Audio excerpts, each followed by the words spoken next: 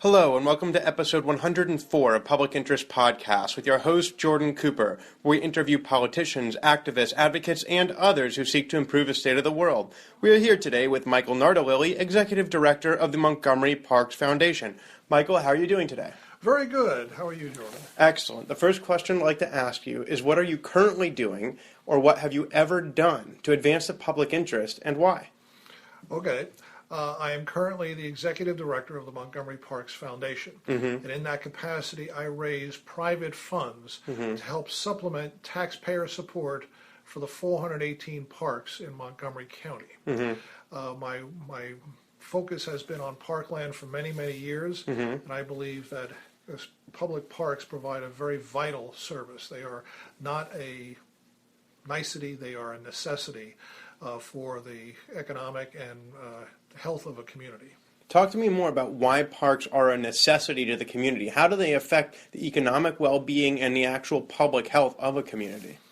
The public parkland is often a particular factor in the way people choose where to live.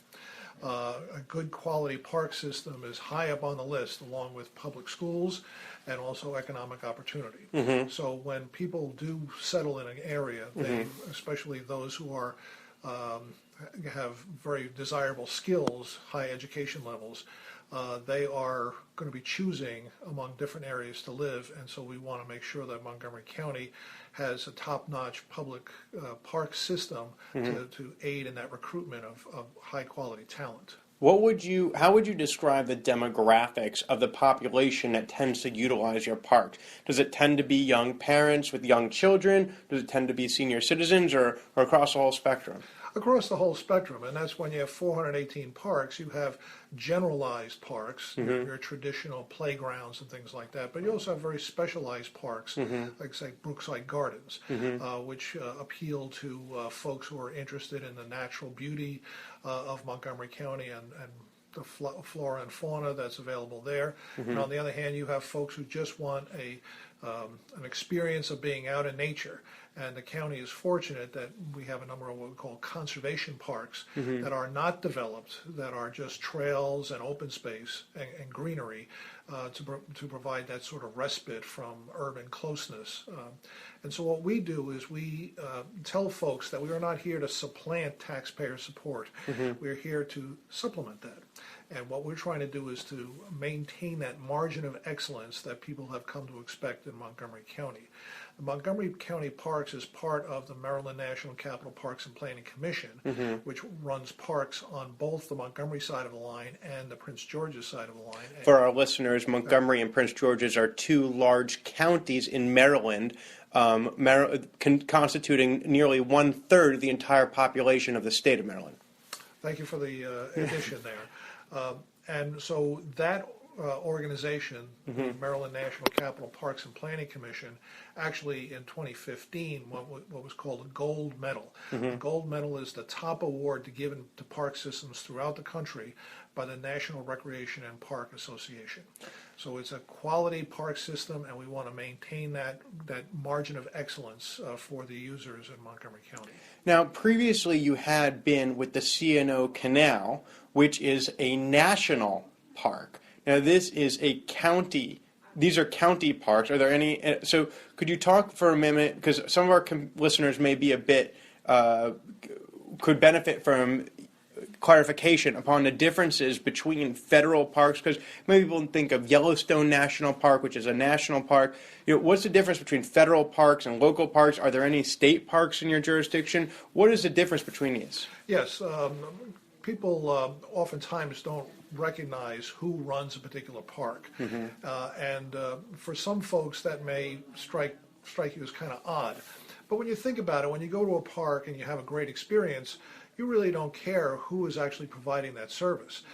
You certainly care if you have a bad experience. Then you find out who actually owns or operates the park. And so when people do not take the time, effort, and energy to find out who actually owns or runs the park, that's a good sign that the parks are being well run and well maintained.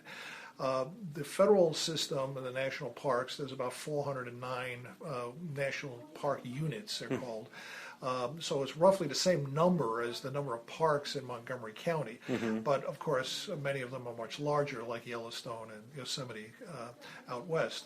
The C&O Canal runs from Georgetown all the way to Cumberland. It's probably the skinniest national park in the nation. And it has a great number of historic resources. And so it's known as a National Historic Park, which is a little different than the sort of the conservation parks out west. But that being said, it's still administered by the National Park Service. And then you have state parks throughout the country, and they are administered by usually the specific departments of the state. And there are a couple of state parks here in Maryland, in Montgomery County. And then also you have the regional or local parks, which Montgomery Parks is one of those entities. But basically do the exact same things, only on different scales. Maintain historic resources, maintain the stewardship of the natural resources in their jurisdiction, and also to provide recreational opportunities for a wide range of folks. So does the Montgomery Parks Foundation, would it be correct to say the Montgomery Parks Foundation does not have anything to do with the C&O Canal, which is within Montgomery County, but not within the county's jurisdiction? Is that correct? That's correct. And are there any state of Maryland public parks within Montgomery County? Seneca and Patuxent are two of the state parks in Montgomery County. And do you have any jurisdiction over those? No. Okay. Those are now, of course, we coordinate with, or I should say, the Montgomery Parks director coordinates with his counterparts, Sure. Such as Kevin Brandt of the C&O Canal, but that's not. There's a separate lines of jurisdiction. Okay, so there are federal parks, state parks, and county parks in Montgomery County, and the Montgomery Parks Foundation, of which you're the executive director, helps out with the county level parks. Right. So can you talk a little bit, what are the expectations from a taxpayer's point of view of what Montgomery County tax dollars should do to benefit the park system through the Maryland National Capital Parks and Planning Commission? On the other hand, what is the role of the Montgomery Parks Foundation? What services do you add on top of what taxpayers are expecting? Okay, and I'll give you an example to sort of illustrate that. We have a park in Chevy Chase called Western Grove. That's an urban park, and the money was set aside in the park's budget for the acquisition and infrastructure development of that park. In other words, clearing out debris, making it open for people to use. But it was just basically a big empty field at that point. And so the community at large wanted to have some amenities there. And so what they were able to do was they formed their own friends group under the auspices of the Montgomery Parks Foundation and went out and solicited their community and found out that there were certain folks who wanted to have a sitting area, a water feature, a climbing area for kids, like some sort of attraction that people can come to. Is a water feature a water fountain? A fountain, right, that's Okay. correct. And a little sitting area there to appreciate the fountain. And so all that costs money, and so that was not in the budget for Western Grove Park. But with the community's input now, the park is being constructed with these amenities in mind and being built into the park itself through the donations of the folks in Chevy Chase. So one problem that, so just to put this in perspective of Maryland and Montgomery County government, there's something, and without getting too much into weeds in education policy, there's something called maintenance of effort. Essentially the point is that what the state found at one point with education policy is that the counties around Maryland were funding public schools to a certain extent, and then when they would receive state funding for the public schools, the state funding would go in, and then they'd defund the county stuff and spend that on other things. So even though, and then they actually had to the state of Maryland had to pass a law to prevent counties from doing this, so that state dollars would actually supplement instead of replace local funding. You mentioned that Montgomery Park Foundation's funds is meant to be in addition to instead of actually replacing county funding. But there are a lot of different budgetary tricks. I just gave you one example on the state level of how politicians who are always trying to balance constituent desires to have services, but also desires to not be taxed as much. How do you ensure that your services with Montgomery Park Foundation are actually in addition to, and that politicians aren't going to take funding that they otherwise might have allocated to a park away to provide services? There are always budgetary challenges. How do you ensure you accomplish your mission?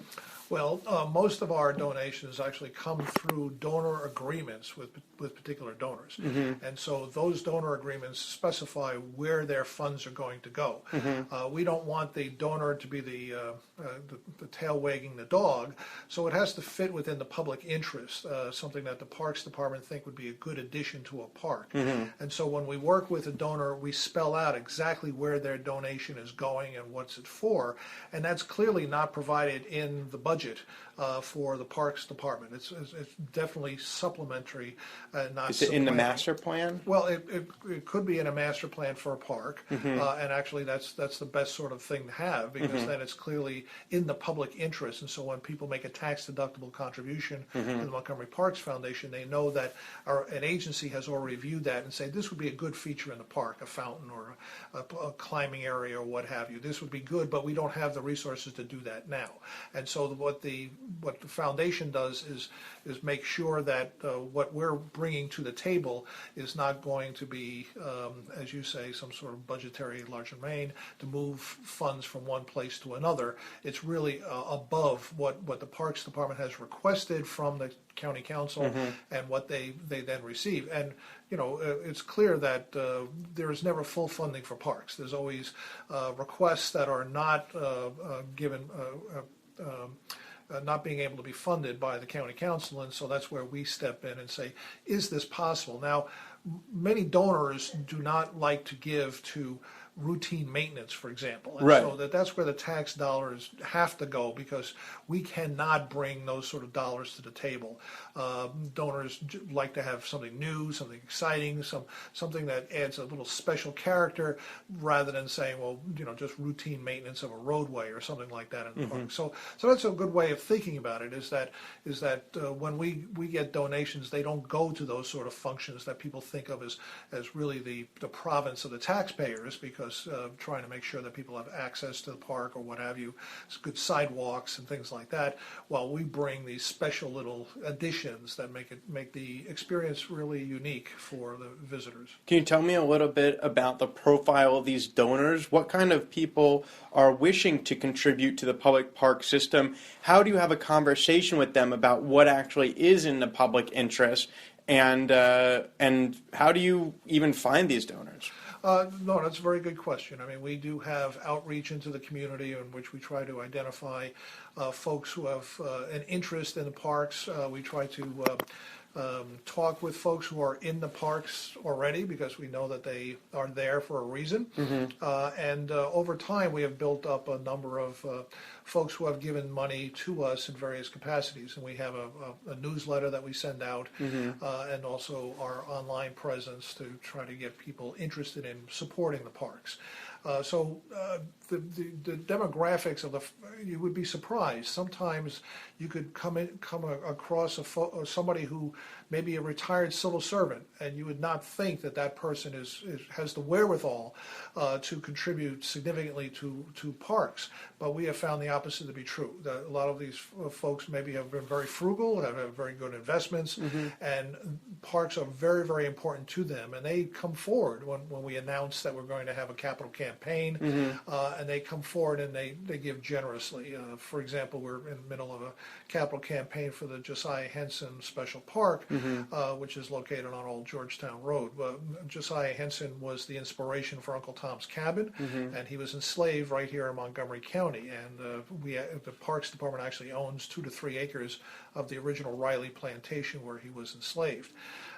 And Josiah Henson, unlike the book, unlike Uncle Tom in the book, he actually escapes to Canada. And Josiah Henson then founds a settlement up there called Dawn, then becomes a conductor on the Underground Railroad, comes back to the United States on a great risk, and leads 118 more people to freedom in Canada. He is actually a national hero in Canada. He's on a Canadian postage stamp. And here, what we're trying to do is raise money for a museum and education center to tell the story of Josiah Henson, and somebody who really was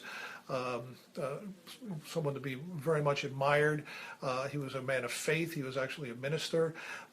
So we try to tell. We're raising money to try to tell his story at the original site where he was enslaved. And you mentioned that one might not potentially expect a civil servant to make a significant contribution, but yet they are able to. Can you talk a little bit about what constitutes a significant contribution, what the average contribution looks like? Sure. We have what we call Friends of Montgomery Parks, in which a $75 donation will get you a membership into Montgomery Parks. So we call them Friends of Montgomery Parks. An annual contribution? Annual contribution. And this way you get all of our materials, and we have certain benefits, free passes and things like that we can give out. So that's, and I think that's probably the $75 to $150 sort of like average contribution on an annual basis. But folks have been able to give us very significant gifts, and I use the term significant gifts, anything, say, over $1,000, and certainly approaching the $10,000 level for capital campaigns like Josiah Henson. Yeah. Now, just to transition a little bit back to your life, Michael, you've had many years working with parks, but you've not always throughout your professional career been involved directly with parks. You've been a corporate litigator for some time. Is that not correct? That's correct. Yeah. So can you talk a little bit about your transition from law school down at William & Mary until to doing 18 years as a litigator, and then saying, you know what, I feel like I need to make a transition and start going to parks. So tell me a little bit about that. Sure. When I was going to New York one time, this is when I was a litigator, I was on a family vacation. And I had talked to my son about various things, but he had never asked me what I actually did for a living. And I told my son, well, I move big piles of money from one side of a desk to another, and as it goes past, I take off something for myself. I actually said that to him. And I thought about that, and I said, that's a terrible way to be remembered. Now, fortunately, on that trip, I was going up to see Audrey Zapp, who was the head of a local land trust in Hudson County. And Audrey Zapp, I had worked with and did some legal work on a pro bono basis, helping to assemble the land that is now Liberty State Park, among other things. And so when I went up there, I told Audrey that I just had my 3 kids in tow, and I wanted to meet with her to discuss certain issues. And she said, sure, bring the kids along. And we met at her house. And as the kids walked in, Audrey looked at them and said, now you 3 kids, you sit down right here. And she had 3 little chairs in her living room. And so this big schoolmarmish sort of woman. Yeah. And so the kids were cowering in fear as they sat in their little chairs. And she said, now you sit there and listen to me while I tell you everything that your father has done for parks in this city. And she went through a whole laundry list of everything I had ever done, including letters that I had sent to government officials citing chapter and verse of the laws that they were going to violate if they took a particular park. And my son looked at me in a completely different light. And that was my epiphany, and I thought, you know, maybe I can do this full time. I can work for parks full time. And when I got back home... How did your son react? Oh, he looked at me like, this woman is talking about you. I just couldn't believe that I had done so many good things for the parks in Hudson County, New Jersey. And how did he react with the moving money from one side of a table to another? Well, I think he was sort of disappointed to hear that his old man was just doing that function. And so even I had saved money so I could put my kids through college. I had made arrangements for my retirement. So I said, let me try to do this. Let me try to do this. Well, I'll flip this and I'll go try full time. And I actually then got a job with the Northern Virginia Conservation Trust, which is a local land trust. And in that capacity, I created 6 parks. And I really liked doing that. Were you living in Northern Virginia as an attorney? Yes. Okay. Yes. And so that was a very fulfilling for me to. Are you still living in Northern Virginia? Yes, I live in Arlington, Virginia, and when I worked for the C&O Canal Trust, I had to commute to Hagerstown every day, and that was a little bit much. So I like this gig a lot better. My commute is much shorter to go to Silver Spring. Who's taking care of your parks while you're taking care of our parks? Well, the two, I do have another hat in that I'm the vice chairman of the Northern Virginia Regional Park Authority, or NOVA Parks, and so I am able to, and that is a volunteer position, so I'm able to help. That's a 32 park system in Northern Virginia, the six jurisdictions in Northern Virginia, so I'm able to help out there as well. So you're able actually, so a lot of times what our listeners may or may not know is that the D.C. area is very amorphous, and people may go into D.C. and they go into Montgomery County or Arlington County in Northern Virginia or Fairfax County, and people will move back and forth a lot, and you see commuting, and this is one big community, and you see yourself as helping parks throughout this whole region. Is that correct? That's correct. I mean, I like the fact that I've now assisted parks at different levels, because when I was with the Northern Virginia Conservation Trust, I helped save land which are now state parks. I also worked for the C&O Canal Trust and raised money for a national park, and now raising money for a local park system. So suppose that against that wall over there, that school marm was back in this room. And imagine your son, all grown, was sitting in that chair right there. And she were to look at him and say, now, you couldn't believe back then what I told you your dad did for New York. But let me tell you what he's done for parks since I last spoke to you. What would she say to your son?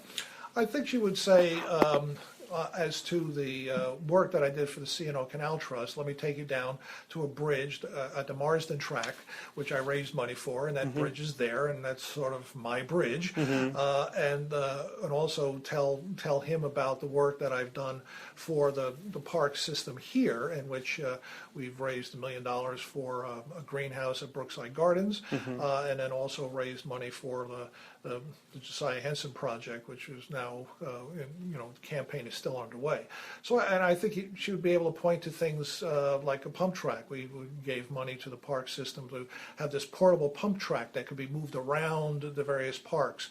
A pump track is a bicycle, kind of a big loop with these hills in it that people can bike around, and it's a very sophisticated way of biking that you can actually do it without even pedaling. It's a quarter-mile long track? No, it's about the size of a tennis court.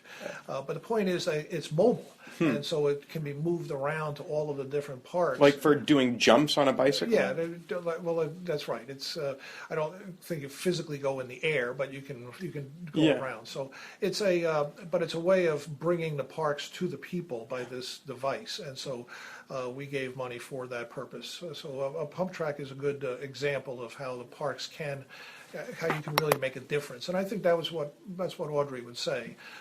She passed away a number of years ago, but I think she would say to my son that your dad has done a good job since we spoke last.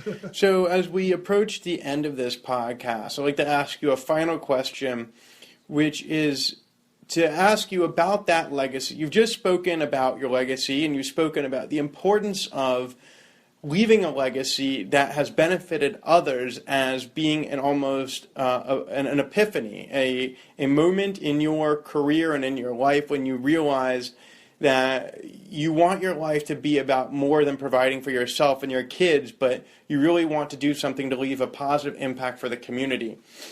At this point, I'd like to ask you to think about our listeners joining us today. What would you say to them about what recommendations, what advice would you give to them to say, you think about developing a career and there's lots of paths you can take, and certainly you've taken multiple paths.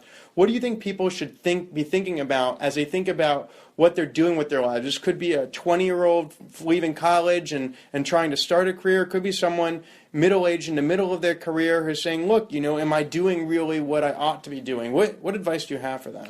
Well, I'd like to just give you an example of I go back every 5 years for my reunion at William & Mary. And when I left the practice of law 18, 19 years ago, the first reunion after that, I would tell all the people that I had studied law at William & Mary with, and they thought I was crazy.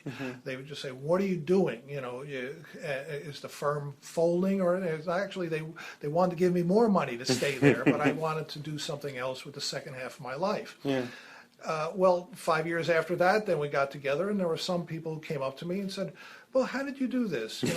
That's pretty good." And now, when I went back a couple of years ago for my this would be, for many years out, let's put it that way, not a person questioned me about my decision. They just said, "You were really smart in doing what you did when you did it, because now, it's really too late to for these people who are 60 years old like myself to make this sort of change." And so what I visualized myself, that I wanted to establish a career that would pay the bills.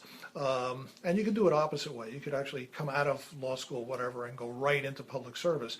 But I wanted to go out there, make some money, provide for my family, provide for my future, and then look around and see where my skill sets were. Now that I had experience for the first half of my life, my professional life, and now I wanted to do something else with the second half. So I would tell people that when you get to that point, that you feel that you're comfortable, that you've provided for your family, you've provided for your future, think about going into the public sector, even if it's a very small amount of money that you get. When I joined the Northern Virginia Conservation Trust, I was getting $1,000 a month, and so obviously that's not enough to pay the bills. But I realized that was the path I was on, and I could actually build up the organization to pay myself a decent salary. A lot less than I would have made if I stayed with the practice of law, but very fulfilling in a way. And so I moved from being a litigator, which was a zero-sum game. Somebody wins, somebody loses, moving into a win-win situation. When I talk to donors, some people say, "Well, not for me, not at this time." I understand, but I will work with those people who want to make a legacy, want to make a contribution, and I can understand that, and I think that resonates with them when I can tell them that, look, I was a litigator for 20 years, and now I'm in the business of raising money for parks. What is your legacy? And so that's what I tell people, and they say, "Well, I would like to leave blank for this," and then we can work with them. Well, thank you so much. That has been Michael Nardolilli, who is the executive director of the Montgomery Parks Foundation, who speaks about his legacy of public service as being one in which he has found great fulfillment and joy in doing something that he sees as leaving a permanent, physically recognizable legacy. You can see that bridge and know that without Michael, that bridge would not have come to exist. With the Jim Henson House over in Lux Manor, that American story is going to be heard by more people than otherwise would have heard of it, because Michael is dedicating himself to this cause. And though he was able to provide for himself, and he helped the economy and did wonderful things as a corporate litigator, at times you can find that fulfillment through your career may also be something worth pursuing. So, Michael, thank you so much for joining us today. Thank you, Jordan. This has been a pleasure. And this has been episode 104 of Public Interest Podcast with your host, Jordan Cooper, where we interview politicians, activists, advocates, and others who seek to improve the state of the world. Thank you so much for joining us. Feel free to visit www.publicinterestpodcast.com or download Public Interest Podcast episodes on Apple, iTunes, and your podcast app. And we will talk to you next time.